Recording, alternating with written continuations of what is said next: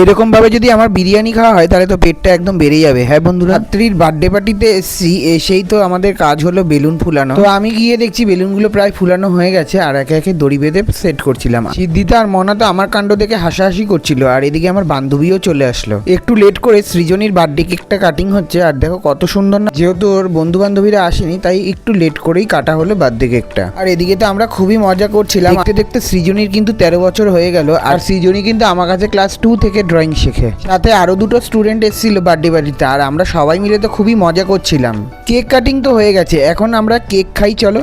কাকি আর আমি দুজনে মিলে কেক নিয়ে নিয়েছি, আর আমরের কেক বলে কথা, কোনো ভালো হবে না তাই হয়। রাত হয়ে গেছে তাই আমরা তাড়াতাড়ি করে চটপট করে খেতে বসে পড়লাম। আর বিরিয়ানি তো রয়েছেই, সাথে স্যালাড রয়েছে আর গ্রিন চাটনি। বিরিয়ানি দিতে না দিতে আমার জিভ থেকে পুরো টপ টপ করে জল পড়ছে, আর এখন আমি ঘ্রাণে না অর্ধ ভোজন হয়ে গেলাম। ভাবো কি, ঘ্রাণেই একদম পেট ভরে গেল। চলো আমি এখন খাই যাই। খাও খাও। বিরিয়ানিটা পুরো একদম জুসি, একদম পুরো ঝরঝরে হয়েছিল, পুরো দোকানের মতন। বুঝতেই পারছি না জাস্ট, আর বিরিয়ানি নিয়ে তো কোনো কথাই হবে না,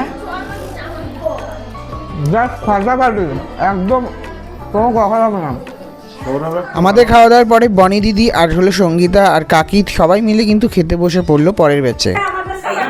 হাড্ডি পাড্ডি তো পুরো শেষ একদম নাকি? হ্যাঁ, খাওয়া দাওয়া শেষ পাতে তো। এখন বেশি রাত না করে আমি এখন বাড়ি যাই। দেখা হচ্ছে অন্য কোনো ব্লগে। আজকের মতন টাটা, বাই।